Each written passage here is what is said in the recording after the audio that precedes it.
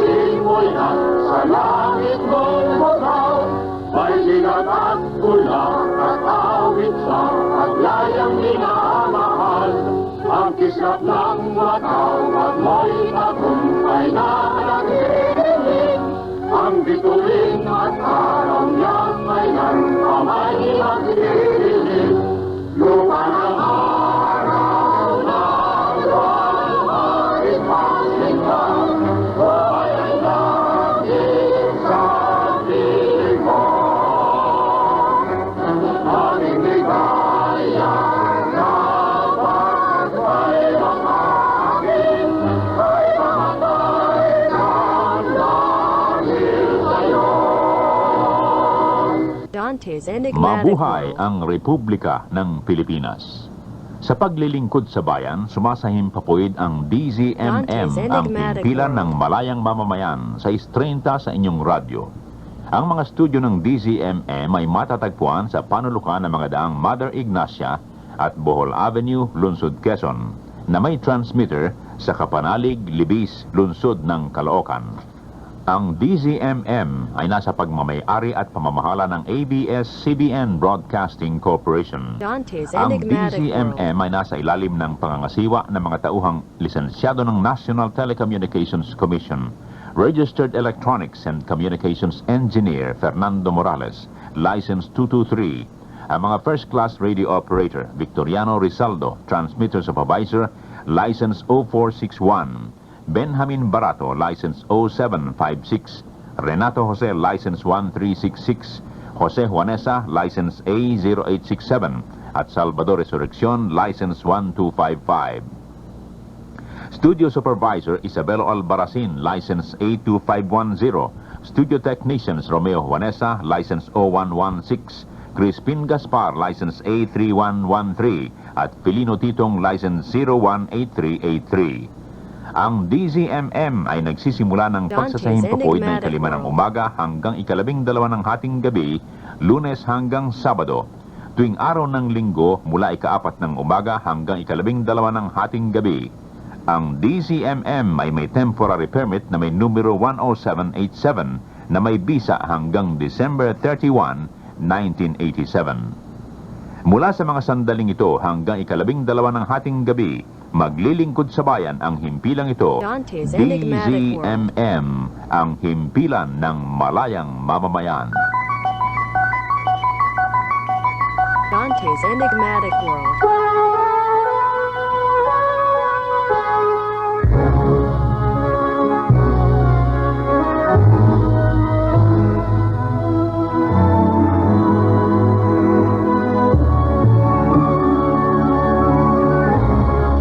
Ito po ang ABS-CBN Broadcasting Corporation. Kayo'y nakikinig sa himpilang ito ng DZMM, ang himpilan ng malayang mamamayan. 6:30 sa inyong mga talapihitan. Dante's Enigmatic Oras World. natin ngayong umagang ito, petsa 23 sa buwan ng Desyembre, 2 araw na lamang, Pasko na, ayon sa paniniwala ng mga paganong Romano.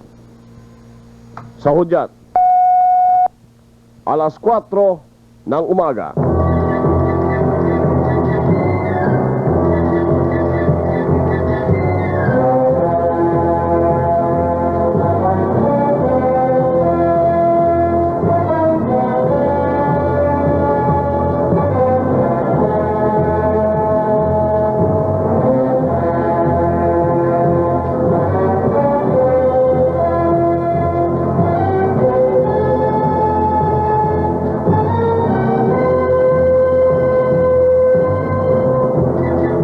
Magandang umaga sa inyo, bayan. Muling sumasa inyo ang palatuntunang Radyo Patrol sa madaling araw.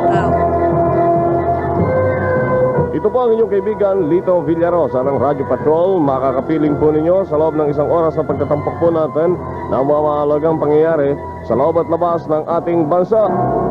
At ganyan din po ang ating mga kasama sa pangunguna po ng ating kasamang Rick Torres. Buhat po naman sa control room. Rick, magandang madaling araw sa iyo. Lito, kinakabahan ako magandang araw sa iyo eh. Bakit? Kasi nabibilang na lang ang mga oras natin. Malapit na tayo sa lakayin. Dalawang araw na lang, sasalakay na tayo ng ating mga inaanak. Ako na, disgrasya na, sabi ko na. Nakaka-nervyos. Gayun po man magandang madaling araw sa lahat ng ating mga tagapakinig at naasahan natin na nakahanda na sila para sa simbang gabi. Okay, ngayon ang ikalawalong araw ng simbang gabi at bukas ang ikahuling araw nito para doon sa Namanata na kukumpletuhin nila ang 9 na araw na simbang gabi. Mga kaibigan, kasama naman natin sa production side si Junocum at doon po naman sa ABS-CBN News and Public Affairs Nerve Center ay kapiling po natin ang isa pa ring magandang lalaki. Naririto, magandang umaga sa iyo, Dodi. Andali, teka muna, Dodi. Hindi pa pala nakakabit yung link natin. Yan, ayos na. Palagay ko sandali. Ang mga kasama ko nga pala sa technical side, yun, nalilimutan mo yung mahalagang bahaging yan Romy Wanesa at Filino Titong. Okay, sa pagkakataong ito mga kaibigan, ang ating kasama sa Nerve Center ng ABS-CBN News and Public Affairs, Dodi Alba. Dodi, magandang morning. Magandang morning sa ito. Katulad ng sinabi ni Rick, itong Nerve Center, tila nagiging nervous na tayo rito dahil ilang araw na lang at sasalakay na sa mga bahay-bahay ang ating mga inaanak. Inang, pinaalala mo yan. Ako, todas na. Dodi, saan palagay mo magandang magtago? Magkakataguan. Saan ka magtatago, Dodi? Ano magtatago? Oo. Bueno, hindi na lang siguro ako magtatago. Anong gagawin mo? Lalantad na lamang tayo at medyo iwawagay-way natin ang banderang puti. Surrender. Mas matindi ka pala. Sino-sino ba, Dodi, ang kasama natin ngayon sa TV Patrol, ang ating mga nakakalat na news sa team? Bueno, nakaantabay sa kasulukuyan ang ating news team number 9 at saka news team number 2. Sila ay merong mga nakalap na mga balita na naganap kagabi at kaninang madaling araw. At yan ay ihatid nila para sa kapakanan ng ating mga tagapakinig. Dito naman sa Nerve Center, meron tayong mga update tungkol dito sa trahedya ng MV Doña Paz at MT Victor.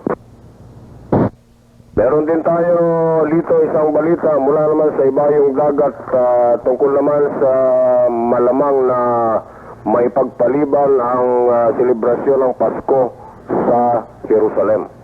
Nako doon pa Kung saan pa yung birth of our Savior, doon pa yata makakansila ang Christmas celebration. Okay, malalaman natin mamaya yan, Dodi. So, libang pa rito, Dodi, ang ating mga kasama. Gaano katotoo itong tinanggap kong balita na isang sikat na artista ang nadisgrasya? Meron. At yan ay manggagaling sa ating news team number 9. Kanilang finalo up. At sa kabutihang palad naman, ang artistang ito ay nasa maayos namang kalagayan. Subalit nagkaroon lamang ng medyo nayugyug lamang ang sarili niya dahil sa naganap na aksidente. Ayun. So, kung sino man itong sikat na artistang to antabayanan ng ating mga tagapakinig.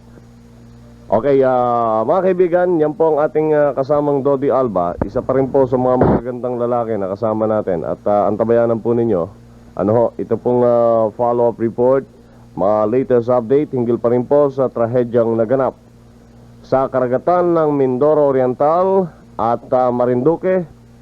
Itinuturing na walang kapantay sa mga trahedya ng naganap sa buong kapuluan ng Pilipinas at itinuturing na isa po sa pinakagrabing trahedyang naganap sa karagatan sa buong daigdig. At meron nga pong naging pahayag ang Pangulong Corazon Aquino hinggil po sa bagay na ito. Gayon din ay meron po tayong tinanggap na balita, latest update po ito sa operasyong militar laban po naman sa mga rebelding NPA sa Ilocos Region. Mga kaibigan, detalye po ng naturang mga mahalagang balitang yan at iba pa pong mga mahalagang impormasyon sa inyo makalipas po ang isang hanap buhay. Pera na naman? Para saan? Para sa pagkain po natin, saan pa? Kabibigay ko lang sa'yo ng budget ah. Oo nga, pero nauwi lang sa kaning baboy. Dante's Nagiging enigmatic waldas ka world. yata. Mahirap kitain ng pera ngayon. Kasalanan ko ba? Nabulok lahat ng pagkain sa refrigerator. Nawala ng kuryente. Mister, walang kasalanan si Mrs. May namerwisyo sa main transmission line at hindi lang kayong napinsala. Kaibigan, ikaw na may kagagawan. Dante's Tigilan mo ng masamang enigmatic gawain world. mo. Baka ikaw din ang maging biktima sa bandang huli. Ito'y isang paalala ng National Power Corporation. Handang umagapay sa inyo. Dante's enigmatic world.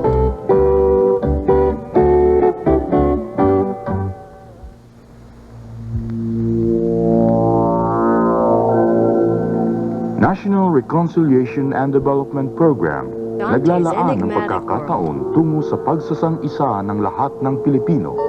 Isakatuparan natin ang mithiin ng NRDP, kapayapaan, kaunlaran, para sa iyo, para sa ating lahat, handog natin sa mundo.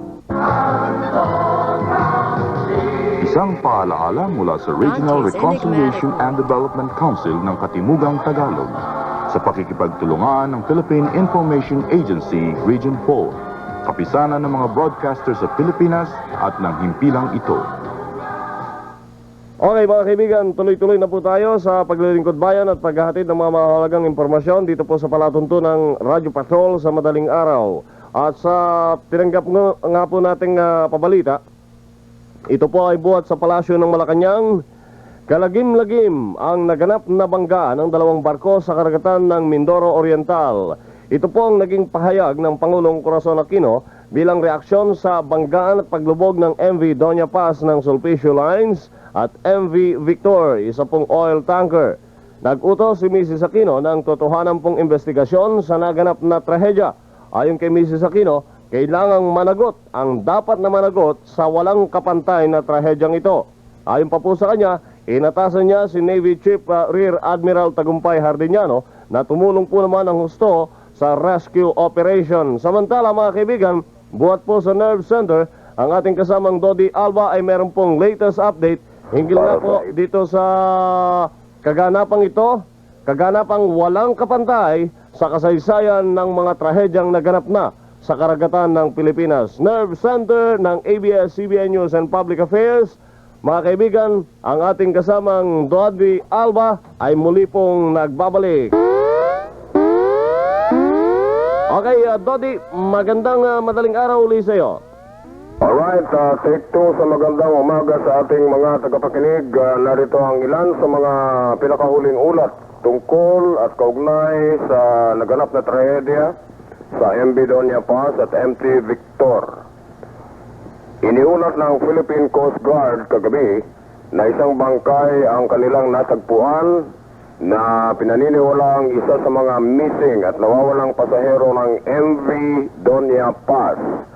At itong bangkay na ito ay natagpuan sa may Tablas, sa Tablas Street sa may karagatan doon. Pinaniniwalaan na isa ito sa mga libo-libong pasahero na hanggang sa ngayon ay hindi pa mahanap dahil sa paglubog ng nabanggit na inter-island vessel. Subalit itong biktimang ito ay hindi pa identified. Hindi pa identified at ito ay isa lamang sa mga natagpuang mga hindi. Ito ay isa sa mga biktimang natagpuan nila.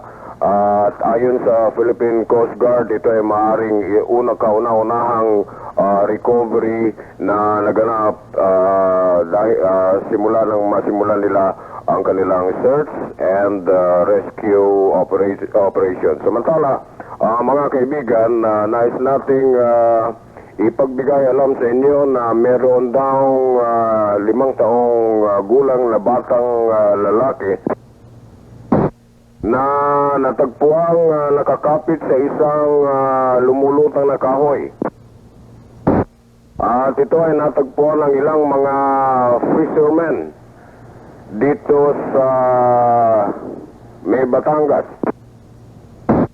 At ayon sa ulat, ito na i-report na sa governor ng nasabing lugar at hindi pa malaman kung ito ay napadala na sa ospital upang mabigyan ng karampatang pagtingin at paggagamot. Ayon sa napagkaalaman ng mga fishermen, ito daw batang ito ay natagpuang lumulutang-lutang doon sa lugar na kung saan ay lumubog ang MV Doña Paz. At tila ang bata ay buhay pa at conscious. At nakausap yata ang bata at nabanggit na siya ay nilagay ng kanyang ama doon sa kahoy na yon bago lumubog ang Doña Paz. Ayan mga kaibigan ang nakalap nating pinakahuling ulat tungkol dito at kaugnay sa trahedyang naganap dito sa pagitan ng Mindoro at Marinduque. At tayo ay meron pang mga pag-uulat na ginagawa sa pakikipag-ugnayan na ginagawa sa kasalukuyan sa mga ilan pang otoridad upang makuha natin ang pinakahuling ulat. Samantala, kung napag-alaman na ito ng ating mga tagapakinig, ang Sulpicio Lines ay naglabas na ng kanilang official manifest na di umano ay binubuo ng 1,532 pasahero at 58 crew members doon sa MV Doña Paz. Ang manifestong ito ayon sa ulat ay pinadala mula sa Tacloban City. At ito ang nirelease sa mga kamag-anak ng mga pasahero na ilang oras na, halos magdadalawang araw nang naghihintay sa opisina ng Sulpicio Lines upang malaman ang latest developments. Ilan sa mga kamag-anak ng mga missing passengers ay nagsasabi na hindi na bali raw kung sakaling makumpirma na ang kanilang mga kamag-anak, kung kapatid man o mga tiyuhin ay patay na. Ang mahalaga sa kanila ay makita man lamang kanila ang bangkay ng kanilang mga kamag-anak. Isa sa mga kamag-anak ng mga missing passengers, si Boots Bautista, 36 na taong gulang, ay 2 araw nang naghihintay sa opisina ng Sulpicio Lines upang malaman kung ano ang naganap o anong nangyari sa kanyang panganay na anak at ang kanyang pamangkin at mother-in-law. Ang lahat na ito ay sumakay sa nasabing Doña Paz.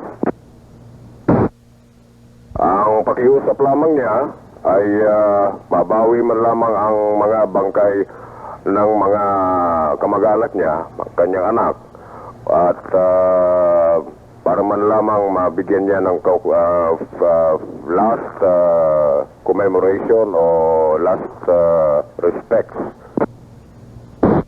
Ang isa namang kamag-anak, Alice Nonay, ay matindi ang pagsisising binagay sa Sulpicio Lines at nagtatangkang mag-file ng complaint. Sapagkat niya naging negligent ang nasabing tanggapan ng Sulpicio. Yan lamang muna ang maibibigay nating ulat tungkol dito sa pangyayari, trahedya, the worst maritime disaster na naganap so far dito sa ating bansa at maaaring isa sa mga pinakagrabing naganap sa kasaysayan ng karagatan. At para naman sa ibang mga ulat, narito ang ating news team number 9 tungkol po mga kaibigan sa isang aksidente na naganap involving isang kilalang artista. Ang detalye mula sa news team number 9, narito si Joe. Come in, Joe. Isang magandang Miyerkules ng umaga po sa mga tagapakinig ng DZMM. Sa ngalan din po ng nag-uulat po dito si Joe Jamse. Dito po ulit tayo sa Quezon City at inuulat po natin na kagabi po ay na-aksidente ang actress na si Hilda Coronel. Siya po ay sakay ng kanyang minamanayang kotse sa harap ng Pag-asa Building sa Quezon Avenue bandang alas 10:15 kagabi. Kasalukuyang nasa intensive care unit ng Capitol Medical Center ang actress at hindi natin makapanayam at wala rin tayong kamag-anak na makapanayam na nandoon. Di umano, nabangga ang kotseng White Lancer na may plaka PFG 369 sa isang neon signpost na bakal sa harapan ng Pag-asa Building. Napag-alaman po sa traffic investigator na si William Villafranca na ang kotse papuntang EDSA galing ng Quezon Circle ng actress at sa muna isang tatlong napakalakas na putok ay nabigla ang actress na umano'y nagmamaneho. At dahil madalas na nga ang putukan sa naturang lugar sa kasalukuyan, ay nabigla ang actress at gumiwang-giwang ang naturang kotse. Ang kotse ay tumuloy-tuloy sa gitnang island at mula roon ay nawalan ng kontrol ito at tumuloy sa mga halamang nandoon. Gumiling ang kotse sa kanan papuntang Pag-asa Building at sa harapan ng driveway kung saan nandoon ang signpost steel ng Asia Trust Bank at ito ay sumalpok. Sinabi pa ng mga nakakita na wala namang sinabi pa ng mga nakakita na wala naman doon nakakita sa pagkakaligtas nila sa actress na dinala kagad ang actress sa tulong ng isang taxi driver. Para Roger, ay hindi pa natin alam ang tuluyan naging kondisyon ng sikat na actress sapagkat hindi pa natin mapasok ang Capitol Medical Center. Ngunit sinabi ng guardiang nandoon, ang actress ay nasa intensive care unit pa rin at hindi pa malaman kung hanggang saan ito magtatagal. Ako rin ang non-professional driver's license na actress at ang lumabas na pangalan ay Susan Reed. Sa pa rin ulit dito sa Quezon City Police sa pamamagitan ng Nerve Center ng ABS-CBN News and Public Affairs sa ngalan ng News Team number 9, Joe Jamse na ay nag-ulat. Maraming salamat sa iyo, News Team number 9, at maraming salamat sa iyo, Joe. At dumako naman tayo sa bagong baryo. Merong naganap na patayan na saksakan. At para sa detalye, tawagan natin ng News Team number 2 sa pamamagitan ng Lito. Lito, comment.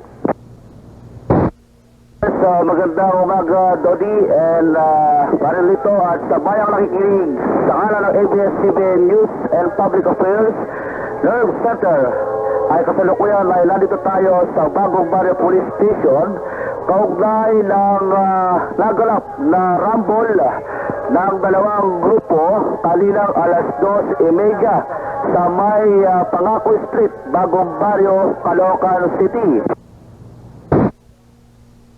Dalawang suspect na nahuli ng taga-Bagong Barrio Police Station sa pangunguna ni Patrolman Benito Volante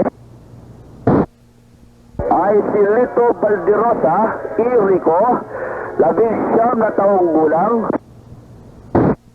asawa at nakatira sa Maligaya Street, Bagong Barrio, Caloocan City.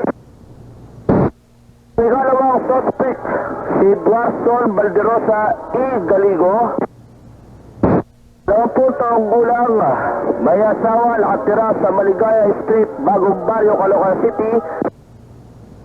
Kapwa na inilangan sa nasabing address ay nahuli ni Patrolman Benito Volante ng Bagong Barrio, Caloocan City. Kita ni Patrolman Benito Volante ang dalawang suspect sa aktong sinaksak at binaksakan ng adobe si Roman Salalida estimate to ng dalawang suspect. At nakita nga ni Patrolman Benito Volante si Roman Salamida na aktong-aktong saksakin to si Roman Salamida. Ito ay kanyang sinita at nagpakilalang pulis si Patrolman Benito Volante. Sinaksak pa rin ni Lito Balderosa at Eduardo Balderosa si Patrolman Benito Volante. Kaugnay nito ay napilitang hugutin ang baril ni Patrolman Benito Volante. Ito ay nabaril niya sa hindi malamang bahagi ng katawan at ngayon ay nakatakbo ang nasabing isa sa mga suspect na nabaril ni Patrolman Benito Volante. At nahuli naman ang dalawang suspect na si Lito Balderosa at Eduardo Balderosa. Kasalukuyan ang dalawang suspect ay nakapit ngayon dito sa Bagong Barrio Police Station. Kasalukuyan iniimbestigahan pa ni Corporal Rico Arinas siyang OIC ng Night Shift Bagong Barrio Police Station. Yan lang muna ang ating mayulat, Dodi at Lito, mula rito sa Bagong Barrio Police Station sa ngalan ng ABS-CBN News and Public Affairs News Center, News number 2, nagulat. Maraming salamat sa inyo, News Team number 9, News Team number 2, sa pagulat na ipinagkaloob nyo para sa kapakanan ng ating mga tagapakinig at tila umahangos pa yata yung News Team number 2, Lito. Right, at mukhang malapit sila doon sa simbahan, dito sa may pinangyarihan ng naturang insidente, Dodi. Roger, Roger. Mamaya-maya lamang ito, pagbabalik ng Nerve Center ng ABS-CBN News and Public Affairs, ating tutunghayan at ipagbibigay alam para sa kapakanan ng ating listeners ang nilalaman ng 63-page Sulpicio Lines Manifest. Samantala, balik sa iyo.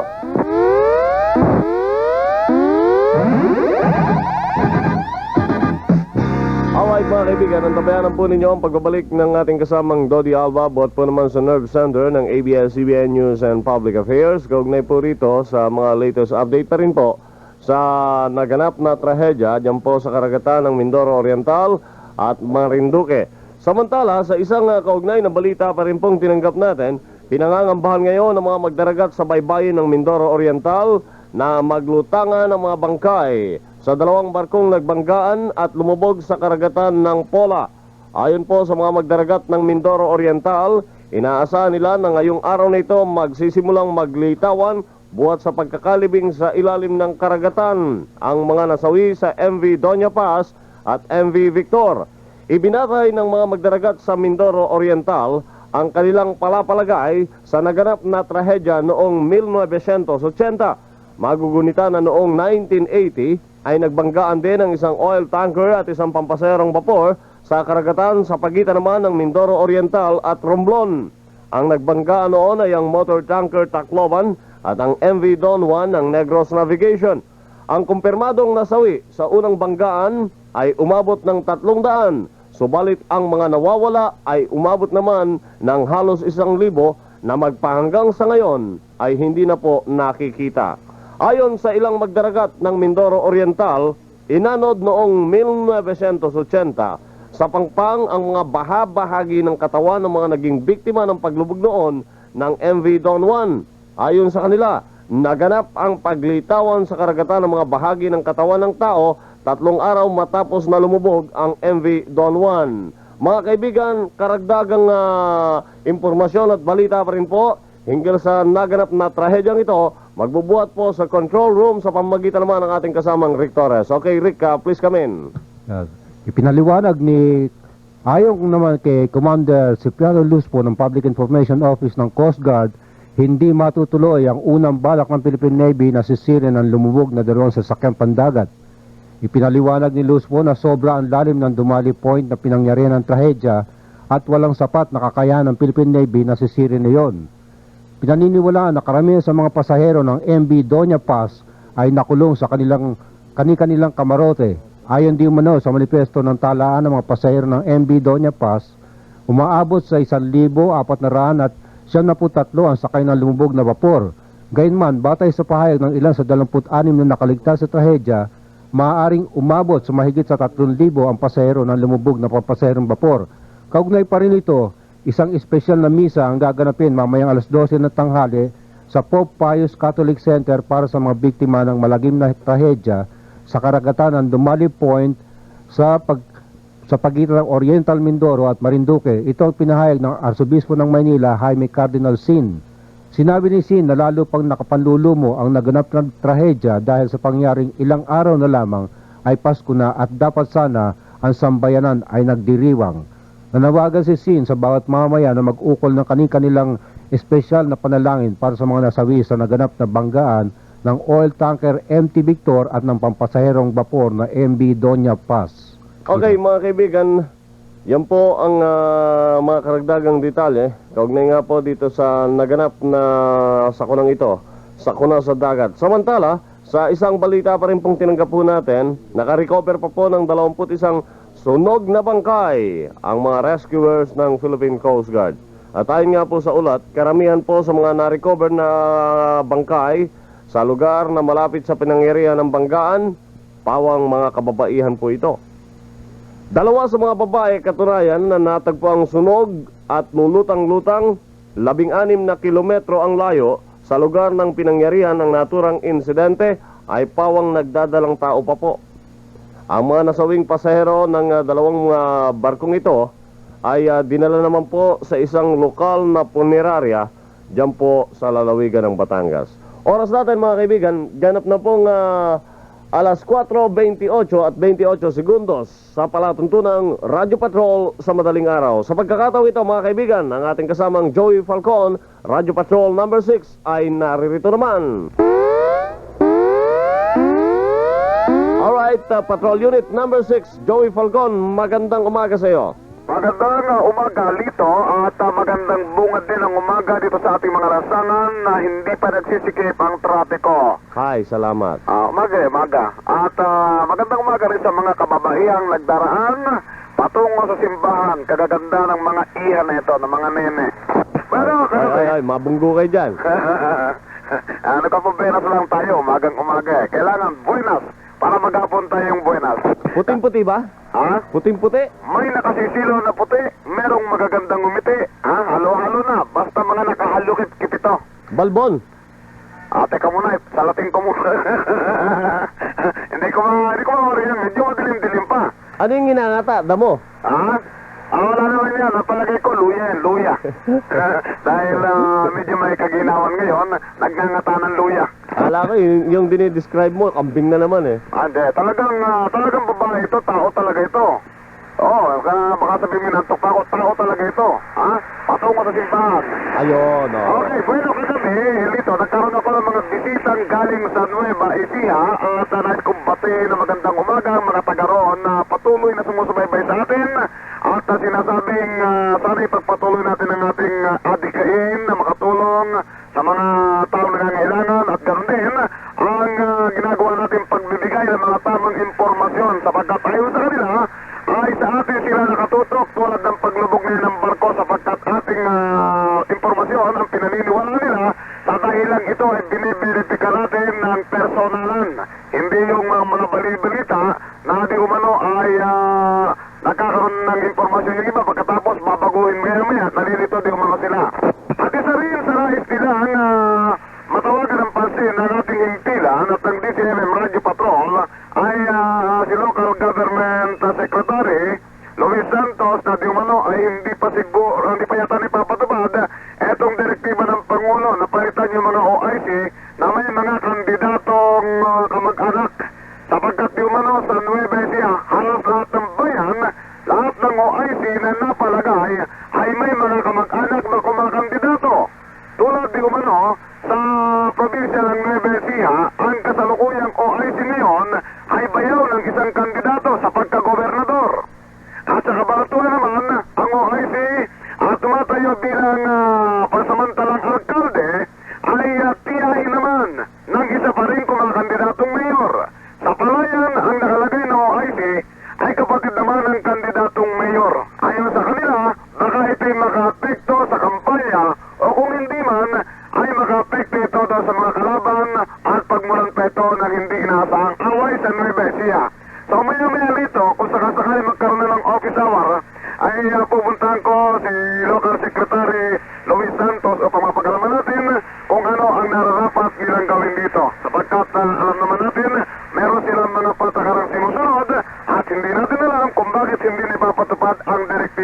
Mamaya po mga taga Nueva Ecija, sisikapin po namin mag-ugnayan si Secretary Luis Santos upang malaman ninyo ang mga kasagutan. Samantalay, maraming salamat sa pagbibigay ninyo ng impormasyon sa aming himpilan at sa DZMM Radio Patrol. Kasama ko si Berna Ligado mula rito sa Mobilito, Joey Marcon para sa DZMM Radio Patrol.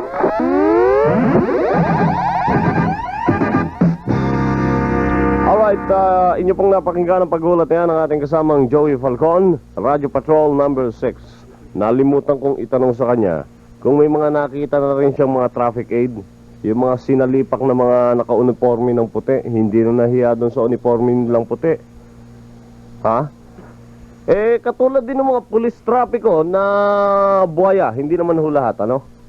Ilang pulis trapiko na buhaya, dilensya din ang inaasikaso, kaya nagkakabuhol-buholo ang traffic natin eh, lalo na pagka rush hours.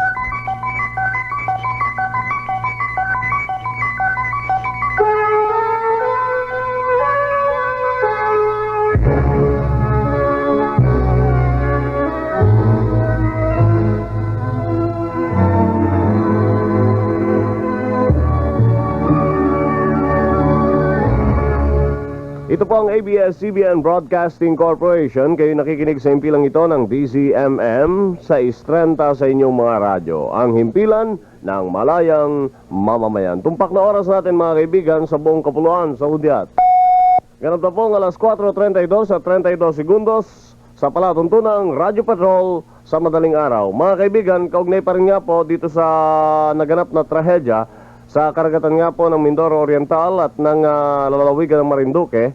Napagalaman po natin na pansamantalang sinuspindi ngayon ng Philippine Coast Guard ang paghahanap sa may 1,500 mga pasaherong sakay ng lumubog na barkong MV Doña Paz at MV Victor.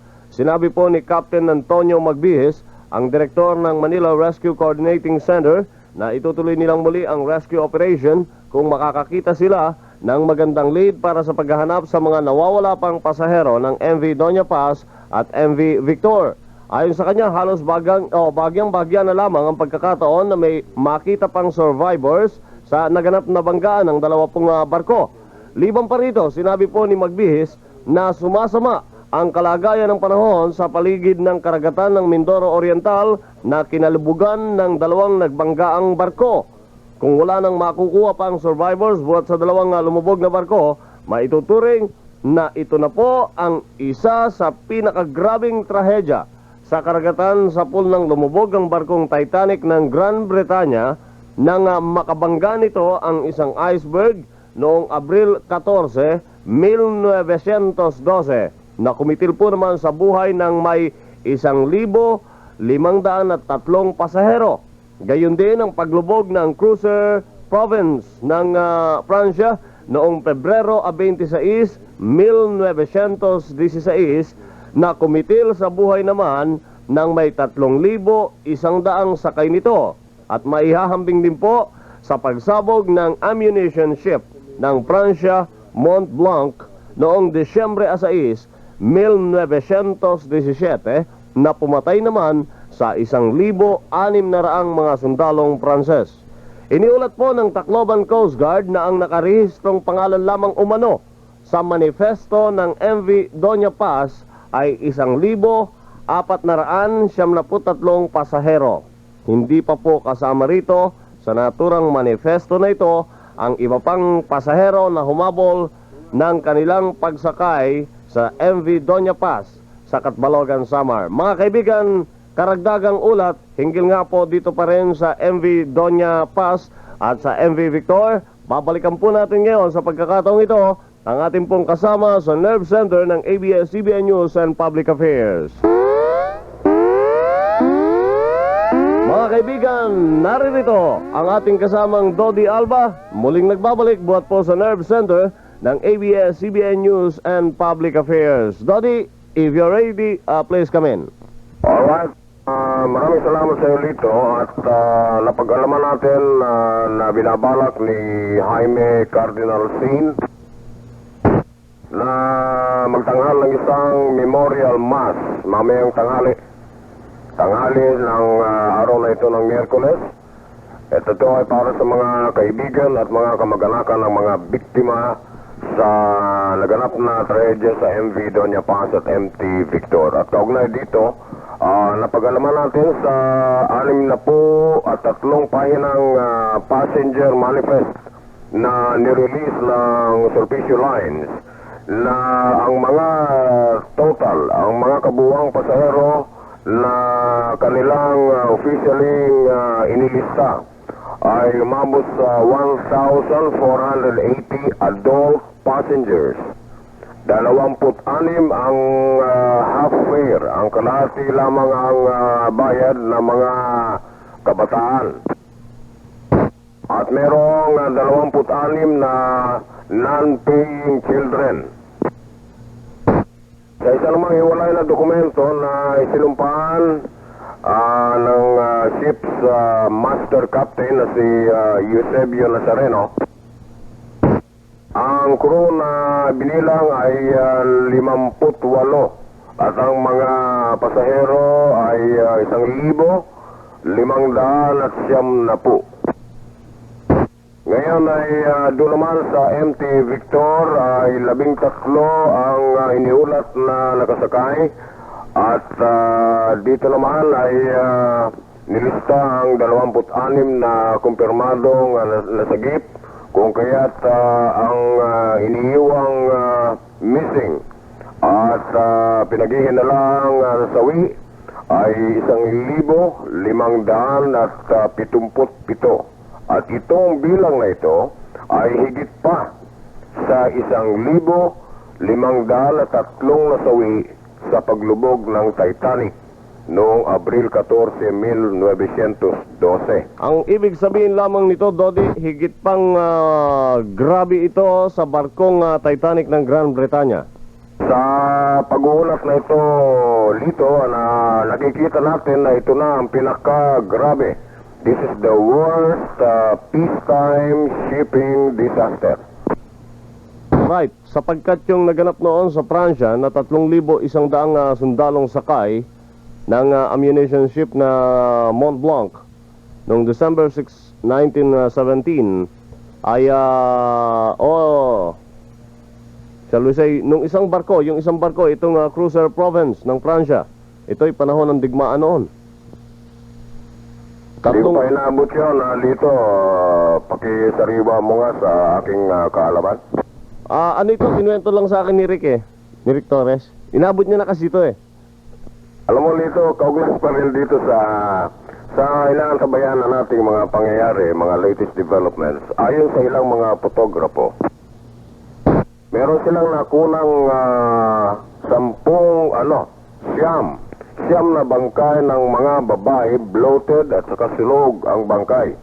At meron ding nakuhanan ng litrato ang isang infant na natagpuan dito sa Nauhan.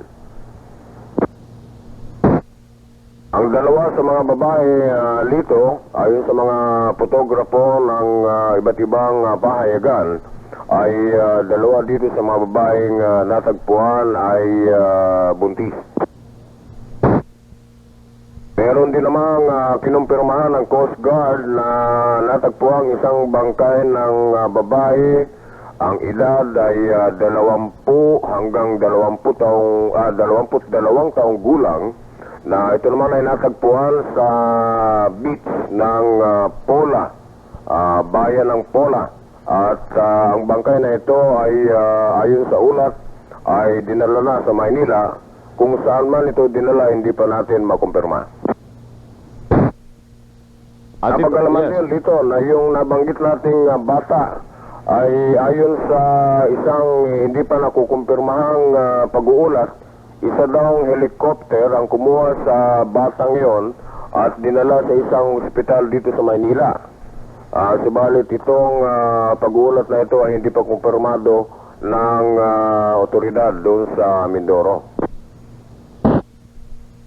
Pagkat hindi naman nahanap ang bata sa mga ospital dito sa Pinamalayan. Kung kaya't ang ulat lamang ay dinala na raw ang survivor na ito na bata na natagpuang nakakapit sa isang kahoy na lumulutang-lutang ang kumpirma, hindi makumpirmahan kung ito nga ay nakuha na at dinala sa isang ospital dito sa Maynila. Roger. So, antabayanan pa rin natin dito, Dodi, yung tungkol nga dyan sa batang yan, sapagkat biruin mo yun, yung yung ama inilagay siya dun sa tabla o dun sa kahoy para lang Roger, ito ang kwento na nakuha nung dalawang mandaragat na nakatagpo dito sa bata. Tila yata conscious yung bata nung kanilang nasagip at nakapagkwento pa ng konti na ating kasama ay naroon mismo sa tapat ng mga establishment at kinukuha nga ang mga pangalan nito. At itong aming exact location, Mario, ay Pasay Road at malapit na malapit lamang sa Manila Garden Hotel. Pero hindi ito sa Manila Garden.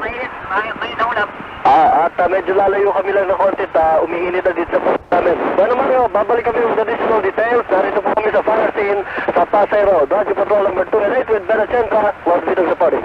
Stand by for more that report, mga kaibigan. Isa sa mga kaso ng sunog sa Makati. May umihirit pa, within this compound, mihirit pa. Let's go pa ang tugtog Nang rat-tatatat. Hindi ko na sinisingle lang yung fire, no? Well, anyway, yan po mga kaibigan, nagkaroon ng sunog at nangyayari pa yung sunog sa Makati near the Manila Garden. According to our reporter, si Claude Bitog, yung building, yung whistle stop kasali. Kung familiar kayo dun sa area na yon, this is a building across yung parking building sa harap ng Manila Garden. Pero this is on the side of the Manila Garden sapagkat ito'y opposite sa Pasay Road noong parking building, if you know what I mean. Sa Manila Garden po, may kaharap yan, sa may frontage ng Manila Garden, may kaharap na building for parking purposes. Sa gilid ng building na yon ay Pasay Road. Opposite ng building na yon, sa kabilang banda, sa kabilang bahagi ng Pasay Road, merong building doon, maraming mga business establishments. One of those business establishments, yung Whistle Stop. Kaya sa aming reporter na si Claude Vitog, nasusunog yon and 2 other business establishments. Ang tabayanan po, sapagkat may natanggap kaming report na maging dito sa may Kalye, Ilocos Sur, sa may Bago Bantay, meron din sunog. At one other fire taking place sa Corregidor, Guadalupe, Quezon City.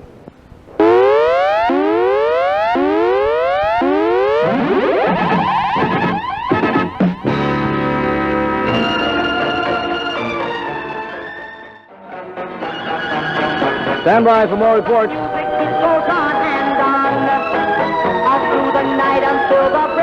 We'll now call on patrol number 6, si Joey Falcon.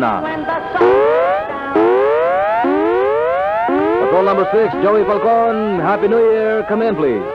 Okay, Happy New Year, Mario. Mga kaibigan, tila po hindi rin napagbawalan ang pagpapaputok sapagkat umatikabo ng bandang alas 12 na ang putukan ng mga firecrackers.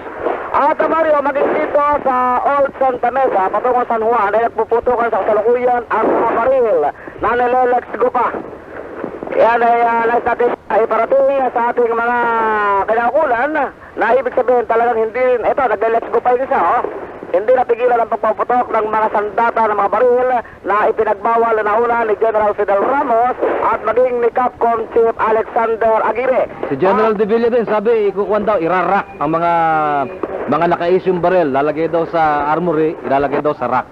Ayan, kung nakikinig kayo, nilelet ko hindi, nirak nga mga baril, nirak, rak, ganyan. Ayan, tunog dito tak. Sinisingle, nagtitipid na yan. Kanina naka-automatic Oo, at ayan, nagpuputukan pa iba. Patuloy pa rin. Ano? Baka pinihitan relo. Oo. Akala pa alas 12 sa kanila, sa akin menos 20 bago mag-alauna na. Sabi, lagpas na sa kanila, alas 12 pa lang. Bala pa yun. Patuloy pa putukan. Bueno, patungo kami ngayon sa National Orthopedic Hospital upang bumalik. Alamin natin ang mga pinakauling pangyayari. Kanina 7. Alamin ko pa ngayon kung ilan ang nadala roon. At sa ibang hospital naman, nakistambay ng ating mga kasamahang DCMM Radio Patrol. Mamaya muli ako magbabalik sa panibagong pag-uulat. Mula rito, Joey Falcon para sa DCMM Radio Patrol. Thank you. Patrol number 6, Joey Falcon with that report.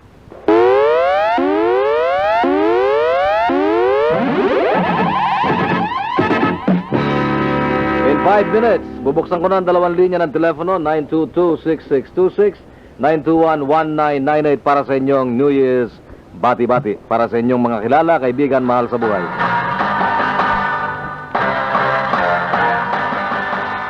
John the Joe. All right, we have an important follow-up report from Patrol Number 2 from the fire scene in Makati. Yung mga nasa linya po, dalawang nasa linya, huwag muna kayong tatawag at puno po yung linya. We'll tell you when the lines are available. Patrol Number 2, come in please. Okay, luckily, hindi na natin kailangan manawagan, Mario, dahil narito na ang crew ng Meralco at kanina na ay kumikislap-kislap pa ang mga kable ng kuryente nakatapat mismo ng mga establishmentong nasusunog dahilan nga sa bukas pa ang kuryente at hanggang ngayon ay may ilaw pa yung ilang establishment na katabi ng mga naglalagablab na establishmento. Exact location, Pasay Road, likod ng Quad Car Park at nitong Kowloon House. At nasa kabilang kalsada ay ito nga ang hanay ng mga business establishment at ang mga nasusunog, mga kaibigan. Ang 1020 Restaurant, Whistle Stop, ang Barda Corner, ang Kaloys, ang Lok Juan Seafood Restaurant, at kayo ng katabing-katabi nitong wine cellar ay kasunod rin na matatangay at papalaki pa rin ng papalaki itong sunog na ito, Mario. Pero Mario, narito si Kasama. Okay, may witness ka ba diyang interviewin? Narito si Eli Aligora at siya magbibigay ng karagdagang pagulat. Go ahead, Eli. Eli, question, Eli.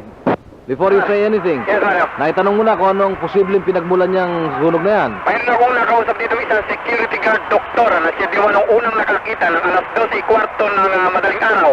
Ayon sa kanya, una niya nakita ang pag-usok dito sa loob o sa building ng Kaloy Restaurant. At ito ay sangayon sa security guard doktora na unang-unang pagdating namin dito ay siya kung nakita tumatakbo at tumatawag doon sa mga bombero. At isa pa na susunod, mga kaibigan, may dagdag ko itong Columbia Trading na patuloy pa rin sa paglalagablab. Samantalang ayun, mayroon isang pagsabog na naganap. At ito, mga kaibigan, Eli, yes, Mario? marami pa bang usyoso dyan? Kukunti ang mga tao dito pero malakas ang pag-apoy, Mario. Malakas ang pag-apoy. Subalit, Wala bang tao daw sa loob?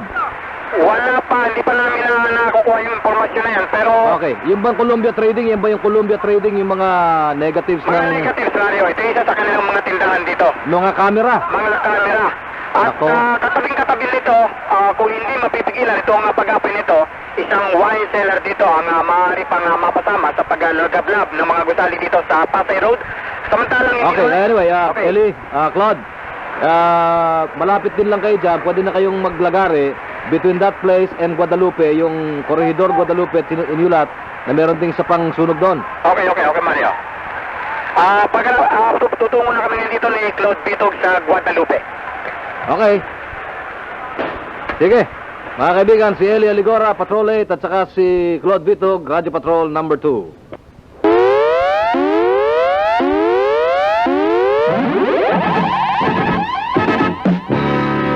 Bago yung dalawa natin bisita sa linyang may mga pagbating pang New Year, we will have a report from the lady, the lone rose among the thorns. Edinel Calvario, Patrol number 9 ng Radio Patrol. Edinel, come in please. Happy New Year. Yes, maraming salamat, Mario. Patuloy pa rin ang hindi magagandang mga balitang dumarating dito, Mario, sa Rizal Medical Center. At kung makikita mo lamang, halos mapuno na ng mga bahid ng dugo itong sahig ng emergency room nitong ospital. So far, ilan na tinatanggap dyan na pasyente na putukan? So far, sa ating counting na itinagawa, 25 na ang bilang itong mga ipinapasok dito. Ilan ang bata? Ay, maraming bata, Mario. At Alin mas marami? Bata, matanda? Mas marami ang matanda. Pero itong Ilan ang babae? Mas marami ang lalaki. Kung Mas marami konti ang lalaki, babae. mas marami Bata ang lang. matanda. Okay. Batang babae ang nakita natin dito. At karamihan sa mga Wala bata namang patay. ay... wala pa naman so far. Pero Bakit yung mo isa... sinabing wala pa naman? Meron ba posible? Merong isa, Mario, dito na kung saan ay tinamaan sa ulo. Bata, ligaw na bala. Namamagana ang ulo nito at napakarami ng dugo ang umagos sa bata. Ano, unconscious yung bata? Yes, unconscious. Diretso na sa operating room, hindi pa? Wala pa dahil dalawa pa ang inooperahan doon sa operating Gano'n room. nakatagal yung bata may tama sa ulo, hindi pa naoperahan? Siguro mga 15 minutos na ngayon. Eh, kailan daw maoperahan yan? Ini-schedule pa dahil yung dalawa naman na nasa loob, grabe rin. Kaya yun ay kanilang pinagtutuunan pa ng Wala ba pansin, mapaglilipatang ospital malapit dyan yung bata? Baka yung time ang pumatay dyan. So far, yung mga magulang ng bata ay kumokontak ng ibang ospital, Mario, pero kulang yata ng pera, kaya naghahanap din ng- Sabihin na may batas sa ospital. Pilipinas na hindi pwedeng tumanggi ospital kapag ka-emergency. Walang requirement na deposito. Okay, mag-a-assist din tayo dito sa ilang mga... That is the Ilarde de Vera Bill, Ah, yes, oo. which became eventually a law. istorya na mapanghahawakan nila ngayon. Yes, makukulong at matatanggalan ng lisensya sa ospital, natatanggi dahilan sa emergency case yung pasyente, tatanggi at dahil walang deposito. Kahit nasa mga pribadong ospital, Yes, Mario. yes. Okay. I-advise natin yung mga pamilya dito na hindi pa nakakaalam. Yan na muna ating magiging pag-uulat mula pa rin dito sa Rizal Medical Center, Radyo Patrol number 9, Edinel Calvario nag-uulat. Patrol number 9, mga kaibigan, ng Radyo Patrol, si Edinel Calvario.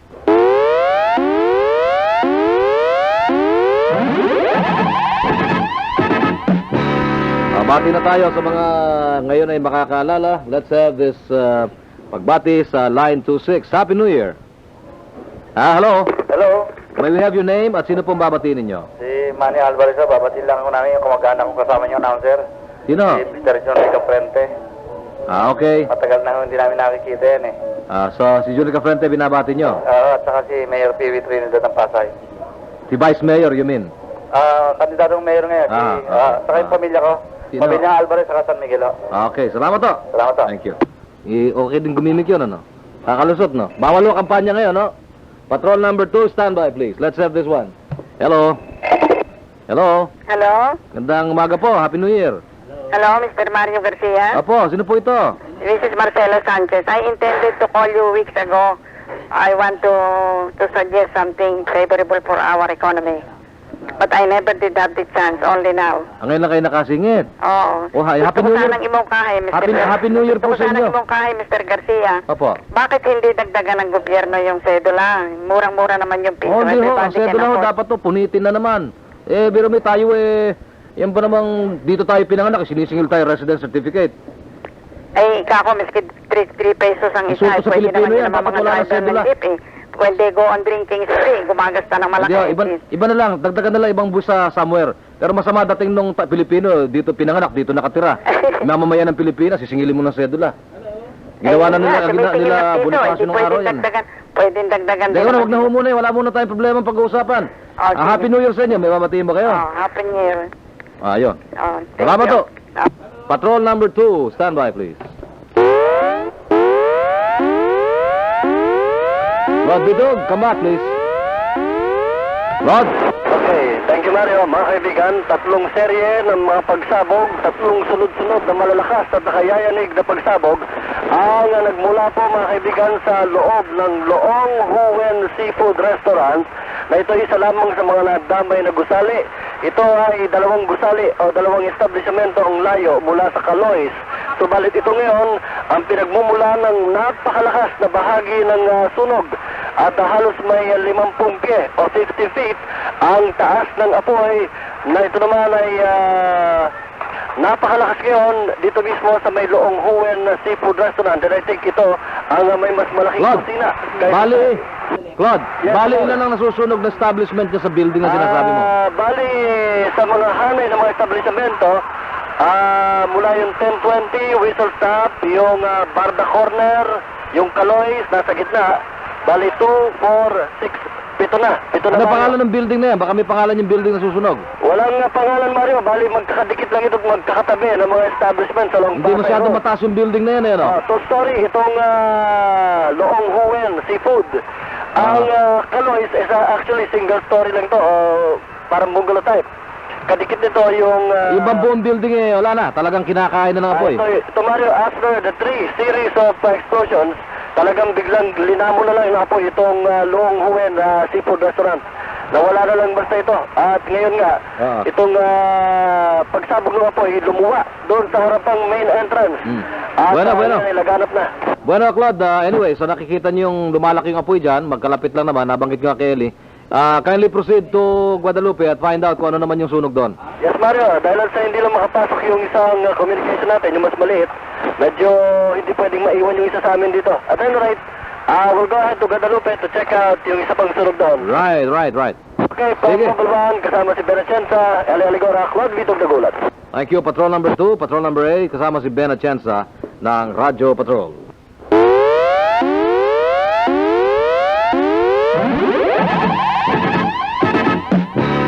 Hello. Gandang umaga po. Happy New Year. Hello? Happy New Year po. Happy New Year ho. Sino po ba nag-Happy New Year, Nere? Ako si Flor. Flor. Flor Hermoso.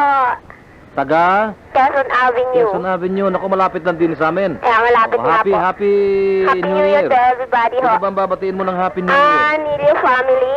Sino? Nilio family of Balintawa, Quezon City. Yun.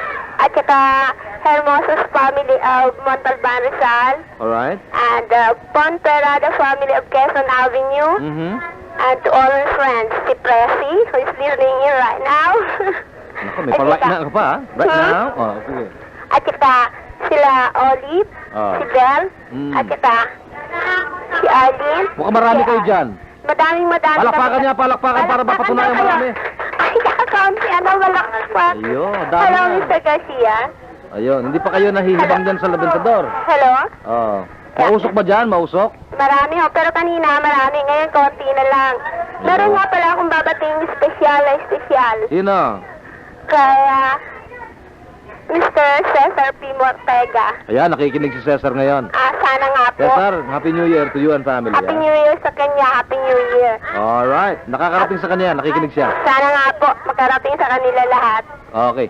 Salamat, Flor, ha? Thank you very much, Alright. Mr. Of course, Happy to all New of Year. you. Happy New Year. Okay, Happy Happy New New Year.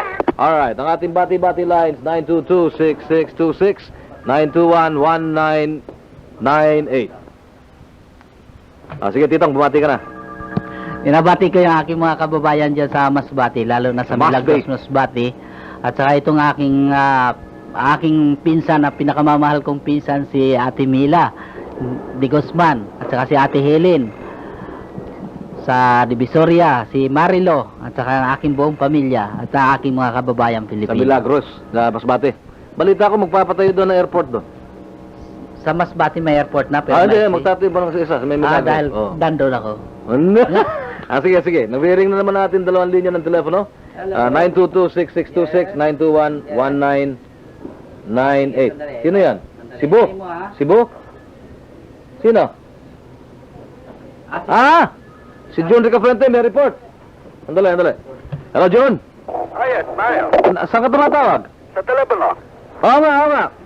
Wala rito sa Matulain at makasaysayang bayan. Andali. Oo. Marunong ka bang gumamit niyan? Teka, hindi ba ginagamit ang daliri? Hindi, kinakailangan niya na hawakan mong maigpit, no? Huwag kong babalik ka rin, Teka, Mar. Kumusta ka na? Ay, walang kampanya ngayon, ha? Wala. Bawal kampanya ngayon, bagong taon. Iboto si Mario Garcia. Hindi ako kandidato, eh. Alright. Hindi, meron ba nangyari dyan sa Cavite? Tungkol sa bagong taon? Kanina ay napansin ko ang pag-uulat tungkol dito sa Santa Mesa Putok ng Baril. Ikinagagala kong ibalita na dito sa Noveleta, Cavite ay meron din konti.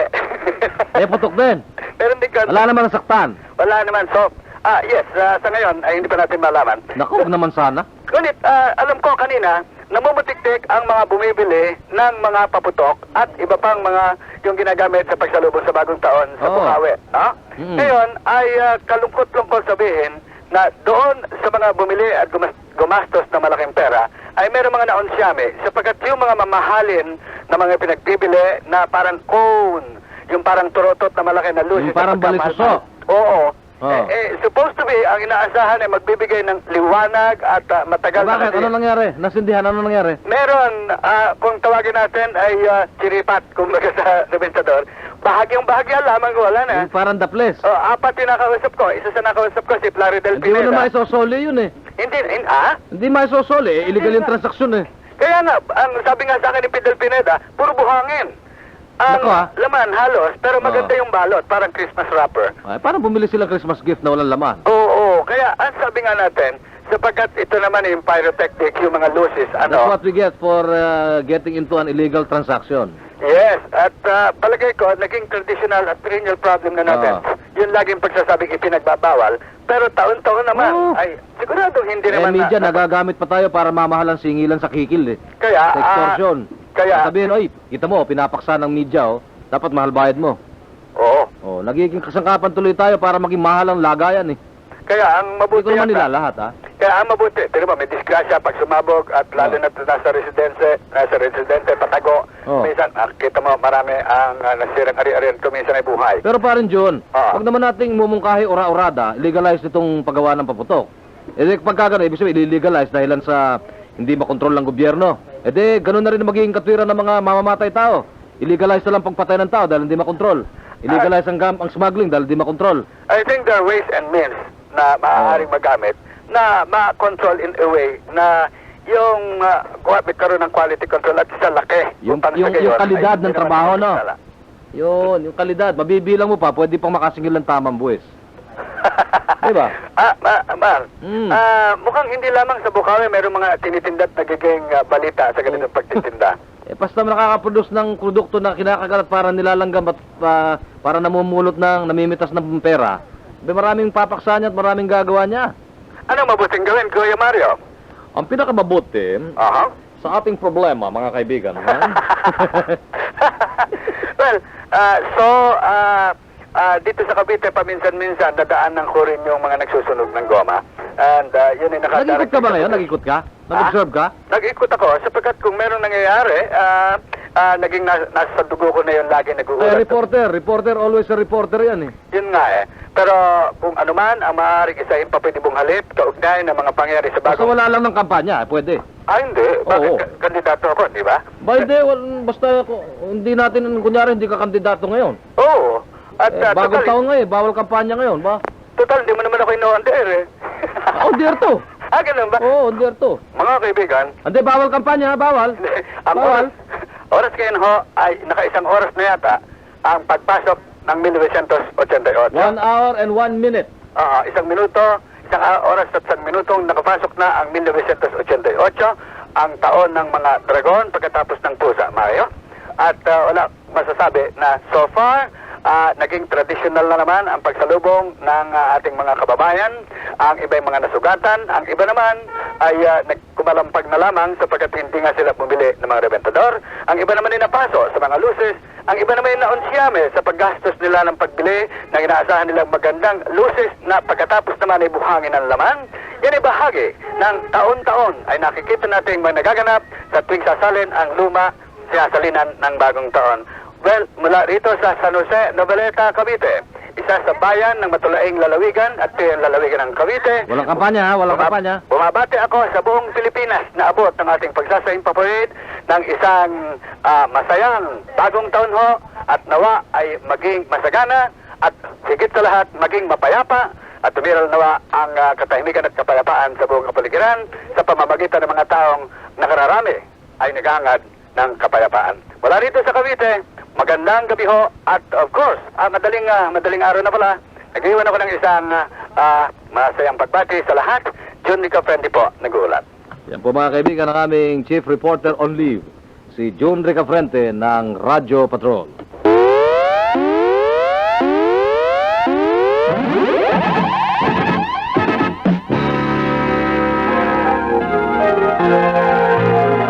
Ito po ang DZMM 630 kHz AM ng ABS-CBN. Ang himpilan ng malayang mamamayan. Bumabati sa inyo ng isang manigong mabuenas na bagong taong 1988. Tumpak na oras natin sa ating bagong taong 1988 sa DZMM Radyo Patrol Radyo. Ganap ng 1:03 ng umaga. Bati-bati le. Radio Patrol reporters, come up with your reports. We'll make assessments if we will, as to how long we'll last for tonight, for today, for this morning. Let's have line 26, please. Hello? Hello? Hello? Morning. Kuya Mario, Happy New Year. Happy New Year. Sino to? Si Agnes. Agnes, Sirkenya. Yan sa Caloocan. Opo. Hoy, kumusta na dyan? Mabuti naman, malakas ang puto. Happy New Year. Sino bang babatiin mo? Yun lang, kayo lang. Ako? Saka si Ate Liz. Ayun, sige, Happy New Year. Thank you, bye-bye. Pati si Lita Imbiana, nasali sa Batian, Line 98-922-6626, 921-1998 ang ating mga linyang bati-bati, libre. Hello? Hello? Hello? Yes. Good morning, Happy New Year, Mario Garcia. Good morning, sino to? At mga kasama mo sa ABS-CBN. Dito si Mike Divin na Gracia ng Marlos, Valenzuela, Metro Manila. Mike. Maaari nais ko sana bumati ng aking mga kamag-anak at kaibigan kung ipaitulot. Sige, go ahead. Binabati ko ng maligayang bagong taon ng aking mga kamag-anak sa Tarlac at Pampanga, yung mga Divin na Gracia family, Baon family, sa Bataan, Divin na Gracia family, dito sa Valenzuela, ang aking mga in-laws, itong Leguno family, sa May Quezon City, Hakling family, Legono Hakling family, at ang aking mga kamag-anak sa Mandaluyong, yung mga Hinebra Bound Laksamana family, at ang aking mga kaibigan. Todos los kamag-anak. Hello? Lahat ng kamag-anak. Lahat ng kamag-anak at ang aking ilang mga kaibigan, Mario, kung ipantulot mo, ay babatiin ko rin sana alang-alang sa bagong taon. Sige, bagong taon eh. Si Atty. Ben Caragan family, Florante Bautista and family, Arsing Mayan family, Rick Balmonte and family, Tanggol Sunigot and family. O yun, kandidato rin si Rick, di ba? Yata. Sige, Arya. At saka ang lahat ng ating mga kaibigan, dito sa Malasbalsel nagmamahal sa atin at nawa ang ating Pangulo ay magtagal sa kanyang panunungkulan at ang magkaisang bayang Pilipinas alang-alang sa pagdatal ng 1988. At sana mga Pilipino ay magkaisa, mawala na lahat ng problema at nagumanda ang ating bayan. Lang Mario, tayo inulit ko pagbati sa iyo ng maligayang bagong taon. Same to you, Mike. Sana ay lumagat ang inyong palatuntunan at lalong lumakas ang sa tangkilik ng mga nakikinig at ng taong bayan. Yun nga Mario at maraming salamat sa iyong pagbibigay. Happy New Year to you, Mike. Happy New Year. Alright, standby patrol number 6. Meron lang nakalambitin dito. Sandali, ha? Line 26. Hello? Hello? Yes. Happy New Year. Happy New Year, Mang Mario. O, sino to? Edwin. Edwin? Tang. Aha. Parang tinitimpla. Aha. Ayun. Happy New Year. Sino babatiin mo? Ha? Sino babatiin? Bati ko po ang lahat ng mga taga Burlington Sacs. Mga empleyado. Burlington Sacs. Aha. Sino pa? Wala na. Saka ang asawa ko na si Angeline. Isa lang yun, ano? Oo po. Bigyan mo ng kiss. Naks! Saka yung anak ko na si Jet. Sige. Okay. Edwin, thank you, ha? Okay, Happy New Year to you. Alright. 922-6626, 921-1998. Libreng bati-bati. Minsan lang nangyayari ito, New Year kasi. DCMM po, Radyo Patrol.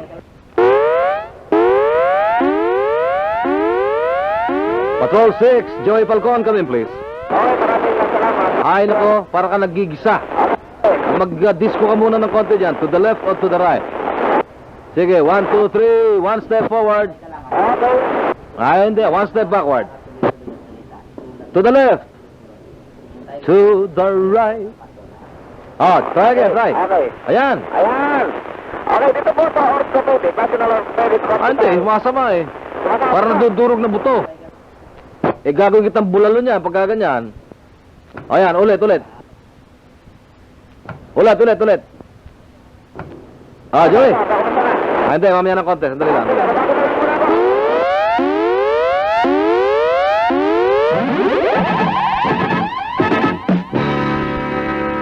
Alright, Ami na Aliases, number 33, San Antonio, Magallanes Village.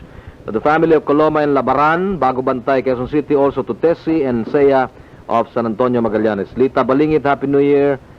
To ABS-CBN, Enrico Jainto, to his father and mother, Narciso Maria, Sir and Mrs. Gador of Bustos Street, Caloocan City. Chito Lupena, Happy New Year to you. Julie De Vera ng Cubao, to his parents from Lupao, Nueva Ecija, Mr. and Mrs. Jesus Ariola. Marami pa mga nakuha kami dito off the air kanina. Public service.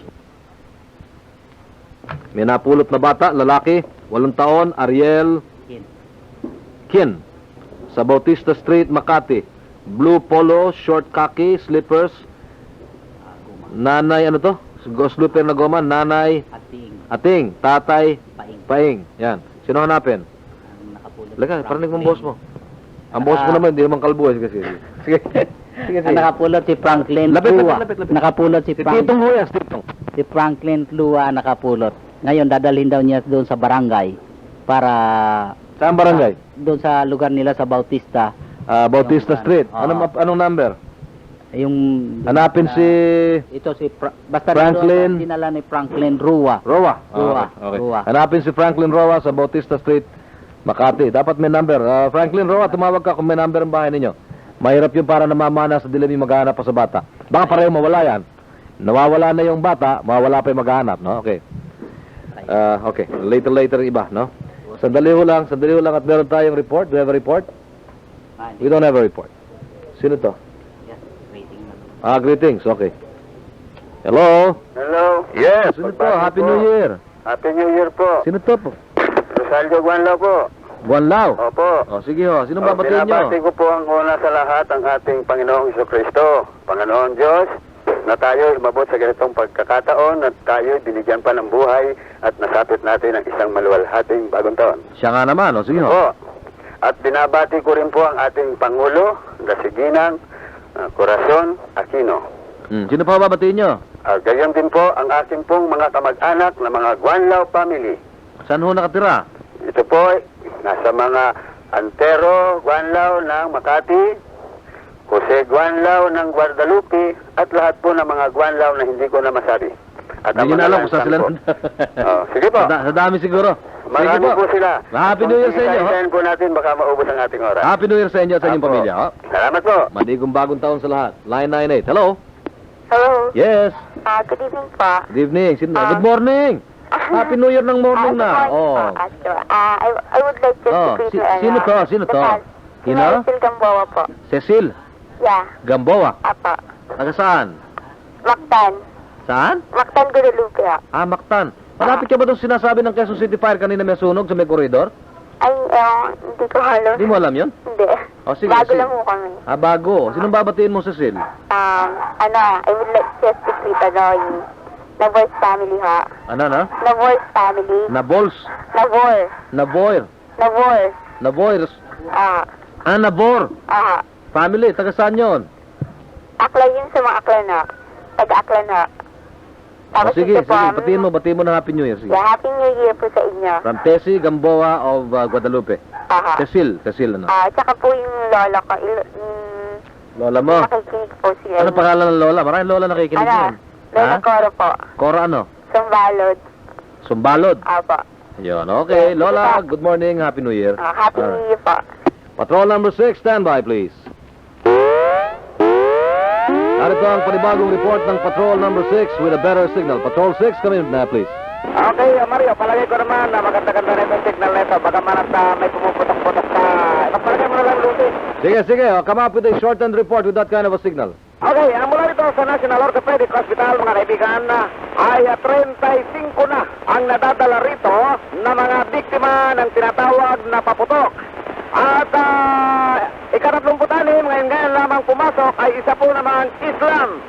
Ito po ay tumutugon sa pangalang Joe Andrea, may asawa ng 92A Santo Domingo Street, Quezon City. At ang Muslim pong ito ay naglaro rin ng paputok at ito po ay pure Islam, hindi nga makapagtagalog at halos ayaw magpa-interview sa atin.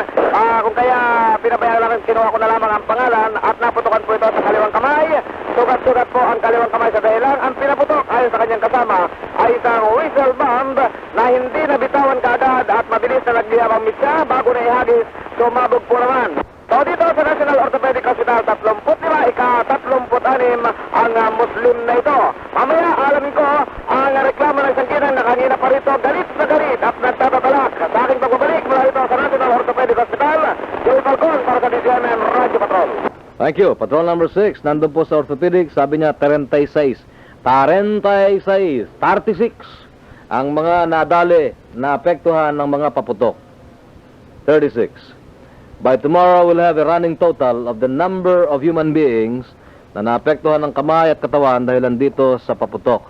Umibili ka na, gumagasta ka na ng pera mo, kakaproblema ka pa, sisiraan ka pa ng spare parts.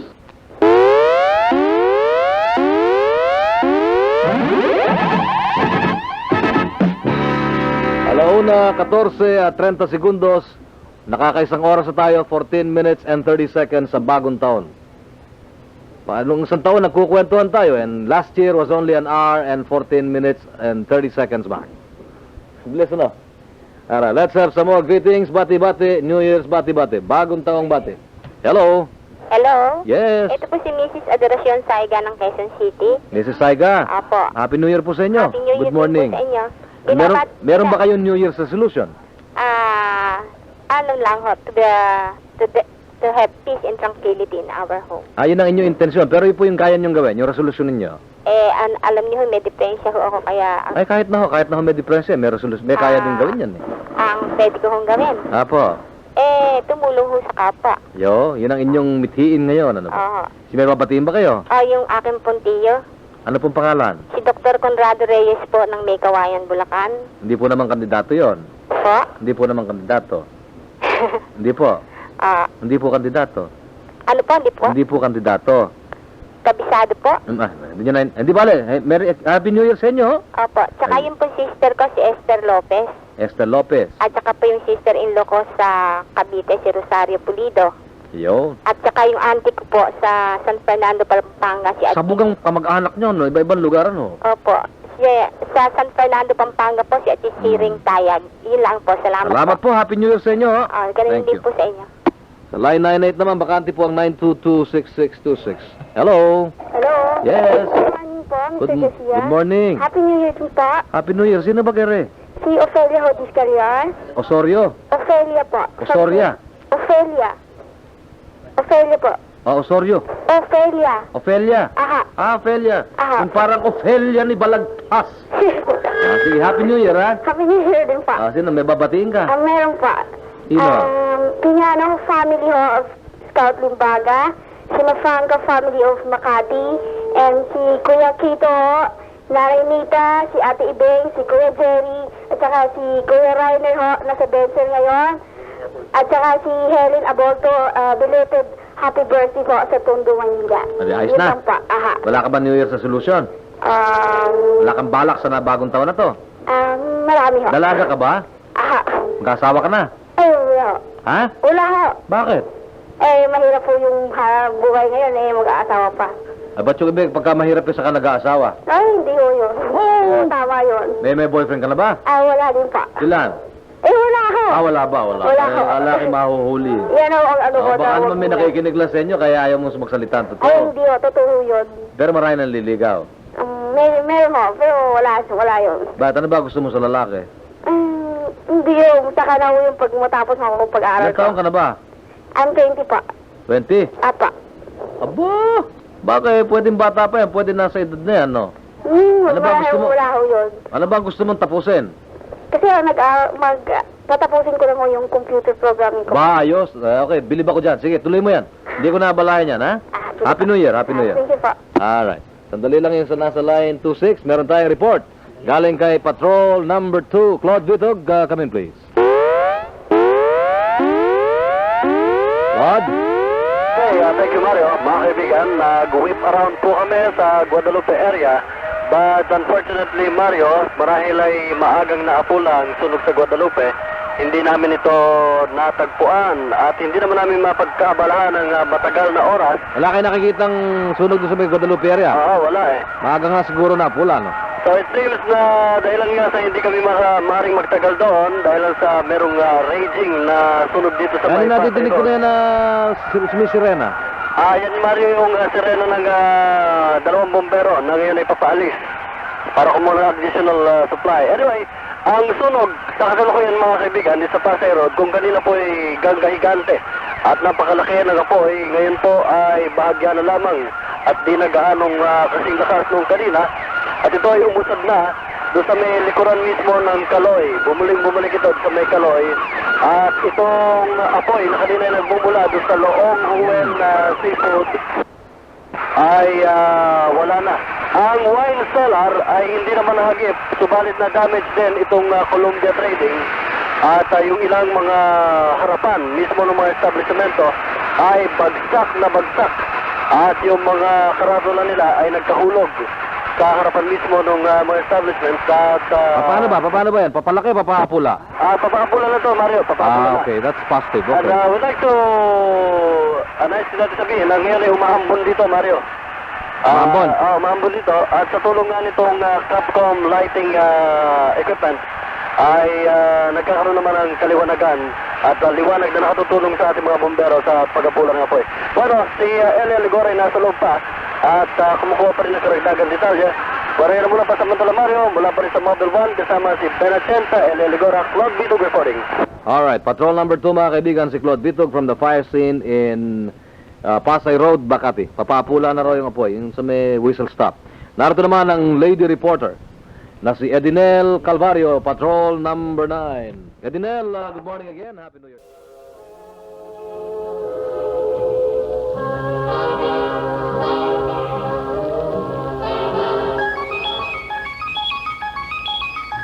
Dante's Enigmatic World.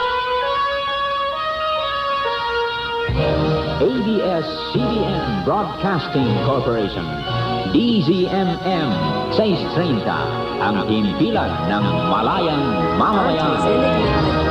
Ang impilang DZMM ay kasapi ng KBP, ang kapisanan ng mga broadcasters sa Pilipinas. Tumpak na oras, alas 12 ng gabi. Sa nakalipas na 20 oras, sumahimpapoid ang DZMM, ang himpilan ng malayang mamamayan, 630 sa inyong radyo. Sa pagmamayari at pamamahala ng ABS-CBN Broadcasting Corporation na may lisensya BSD TP 11087 na may bisa hanggang Hunyo 30, 1988. Ang DZMM may pinangangasiwa ng mga sumusunod na mga tauhan sa ilalim ng supervisyon ni na Engineer Marcos Elisan na may lisensya ECE license number 256 at Ginoong Rolando V. Agbay na pawang mga lisensyado ng National Telecommunications Commission. Transmitter Technicians, Victoriano Rizaldo, Transmitter Supervisor, license 2659, Benjamin Barato, license 0756, Renato Jose, license 3280, Jose Juanesa Sr., license A0867, Salvador Resurrection Jr., license 1255, at Ernesto Sagon, license 2685. Studio Supervisor Isabelo C. Albaracin, license A2510. Studio Technicians Romeo Juanesa, license 0116. Crispin Gaspar, license A3113. Felino Titong, license 018381. Ang DZMM ay napapakinggan mula ika-4 ng umaga hanggang ika-12 ng hating gabi, Lunes hanggang Linggo. Narito ang pambansang awit ng Pilipinas.